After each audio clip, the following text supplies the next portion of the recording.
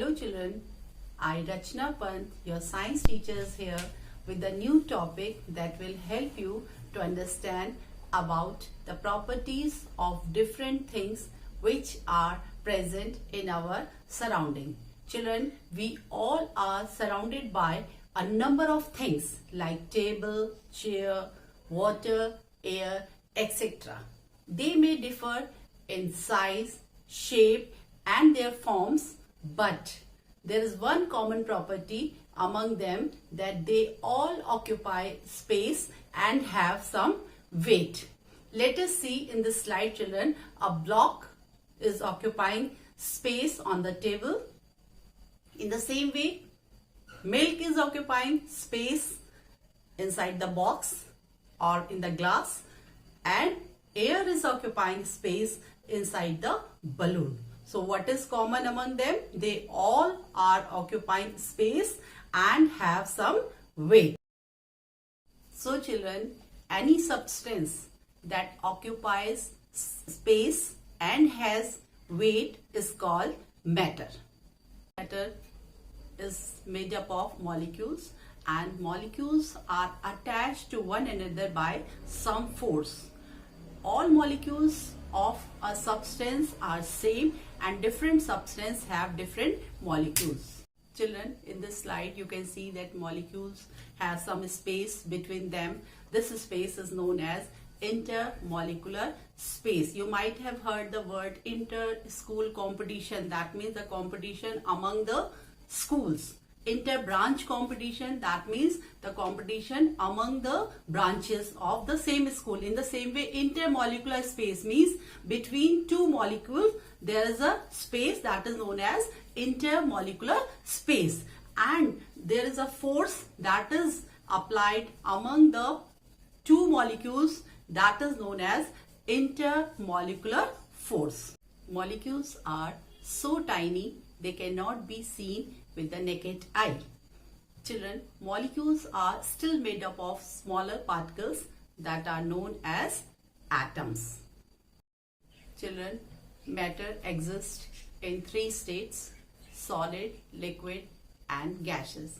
Now let us understand about them on the basis of the arrangement of molecules in them.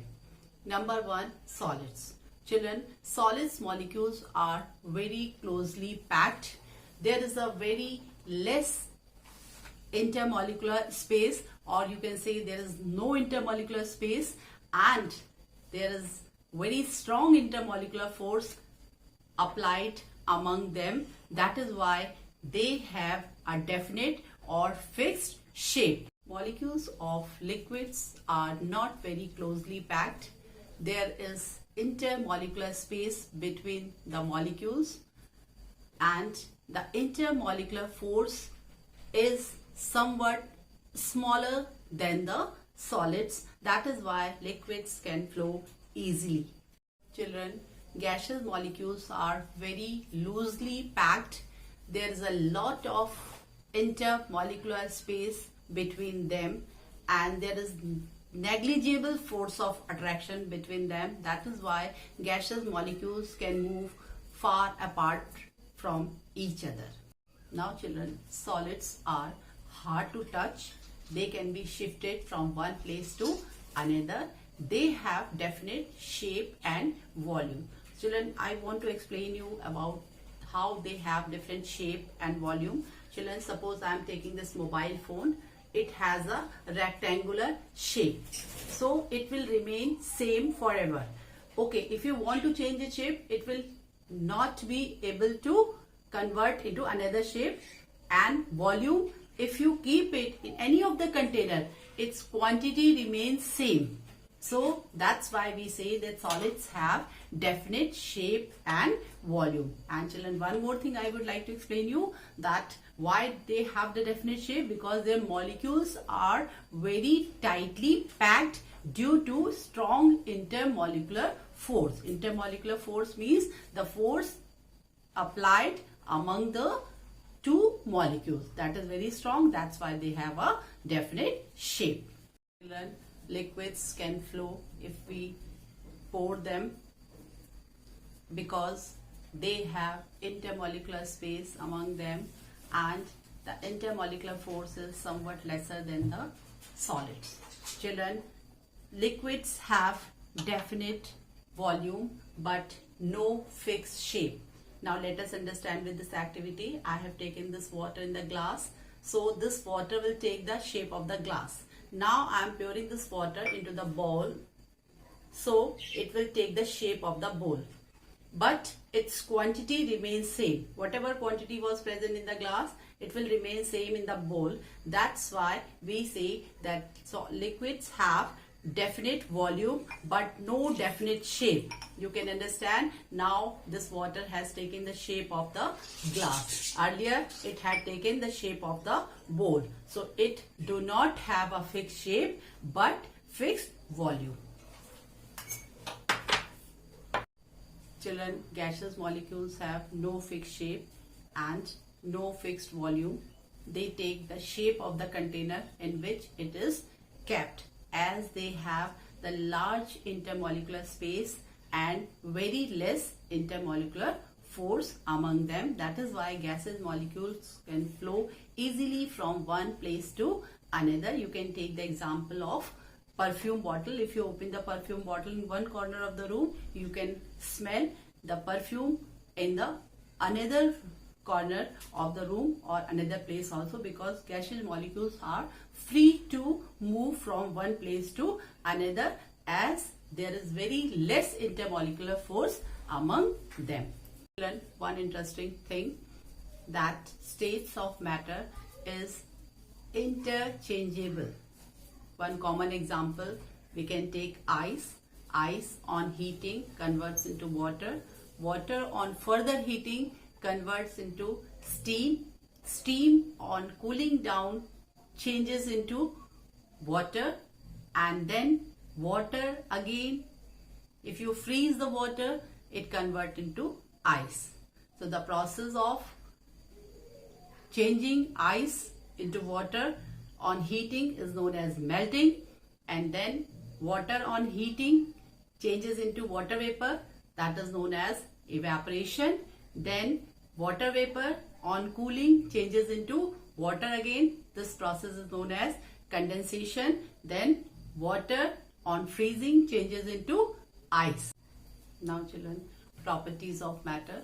Gases can dissolve in liquids. Children, you might have observed the soda bottle. When you shake it, some bubbles starts coming out. These bubbles are of carbon dioxide. In the same way, aquatic animals take oxygen, dissolve in the water, as well as aquatic plants also take carbon dioxide, dissolve in the water. Children, solids dissolve in the liquids. Let us perform an activity. Children, take water and now add salt or sugar into it. Stir it, you will see that sugar molecules start disappearing in the water. Children, do you know where they have gone? It gets mixed into the intermolecular space present between the water molecules. So children, the sugar that I have taken, that is known as solute, and this water is known as solvent. If I am adding solute and solvent, what it is formed? The solution is formed. So we can say solids can dissolve in liquids, and this solid, sugar or salt, they are known as soluble substance, that I told you in earlier chapter also. So they are known as soluble substance. Children, matter undergoes some changes like physical and chemical. Let us understand about physical change. Children, I have taken this paper. Now I am going to tear out this paper. So after tearing, I have changed only the shape and size of the paper.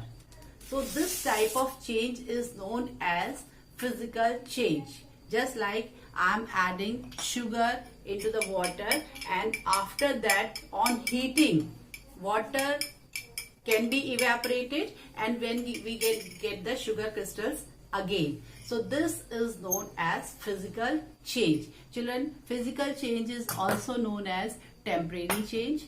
It is a reversible change also, and in this change no new substances form. You can see this paper, there is no new substances formed. But if I will burn this paper, you will see that paper will convert into black color substance, and this is known as chemical change, in which entirely new substances formed. This is known as chemical change, and we cannot get back the paper again. So chemical change is a irreversible change. You cannot get back the paper again. It is a irreversible change. Children, the quantities that help to identify a particular material are called properties of material.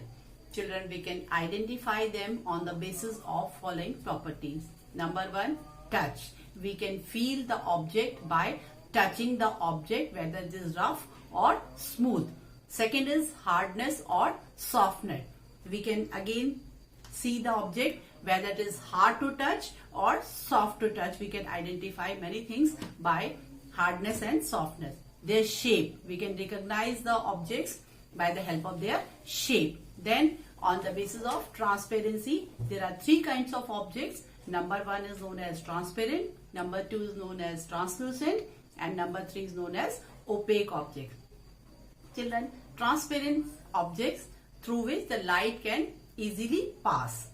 Translucent object through which light can partially pass. And opaque object through which light cannot be able to pass. Then brittleness, whether object is brittle means that can be broken easily. So we can identify the things on the basis of their brittleness. Just like this glass is brittle. Okay, it can be broken easily. Then conductivity, on the basis of their flow of heat and current. But whether the object is able to pass the current or the heat, we can recognize the object. Then solubility, on the basis of their soluble behavior, just like this sugar is soluble in water, but mud cannot be able to dissolve in water. So that substance which can able to dissolve in water are known as soluble substance, and the substance that cannot be able to dissolve in water are known as insoluble substance. Now come to the magnetic property. Magnetic, some substance attract magnet towards itself. They are known as magnetic substance, and some do not, like iron can attract towards a magnet. So they are known as magnetic substance.